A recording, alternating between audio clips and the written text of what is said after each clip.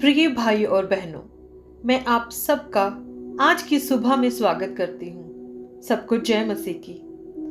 आज हम पवित्र शास्त्र में भजन संहिता 11 से पढ़ेंगे। इस अध्याय में दाऊद का अटूट विश्वास दिखाई देता है।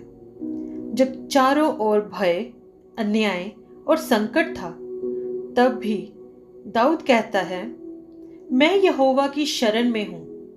ये अध्याय हमें सिखाता है कि जब नींव हिलती हुई लगे, तब भी परमेश्वर अपने पवित्र सिंहासन पर विराजमान है और वह धर्मियों की रक्षा करता है।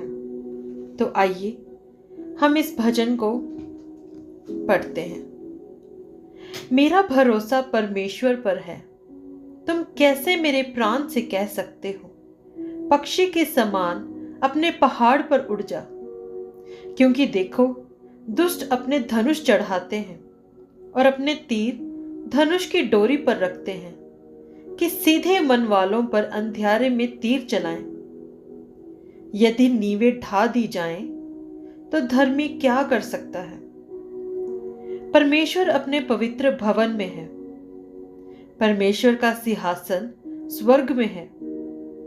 उसकी आंखें मनुष्य की संतान को नित देखती रहती हैं और उसकी पलकें उनको जांचती हैं।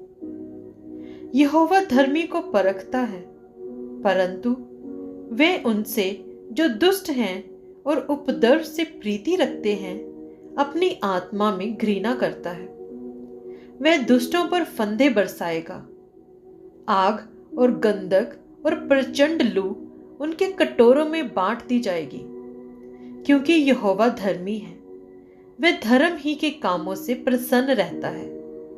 धर्मी जन उसका दर्शन पाएंगे।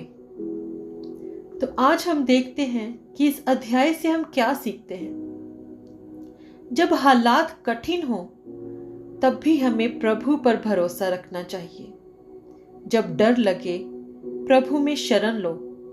जब अन्याय बढ़े, प्रभु सब देख रहा है।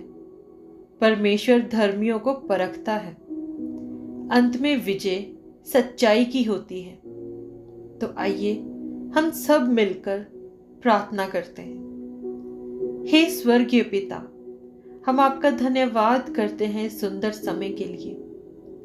जब मेरे जीवन की नींव हिलती हुई प्रतीत होती है, जब चारों ओर भय और अन्याय दिखाई देता है, तब मुझे याद दिला कि तू अपने पवित्र सिंहासन पर विराजमान है। प्रभु, मुझे डर से नहीं, विश्वास से चलना सिखा। जब लोग कहते हैं भाग जाओ, तब मुझे तेरी शरण में स्थिर खड़ा करने की सामर्थ दे। हे धर्मी परमेश्वर, मेरे हृदय को शुद्ध कर, मेरे कदमों को सच्चाई में स्थिर कर और मुझे सदा तेरे मुख का दर्शन करने के योग्य बना। मैं अपना भरोसा हमेशा सदैव तुझ पर रखूं। हम सभी मांगते हैं प्रभु यीशु के सामर्थी नाम में। आमीन, आमीन।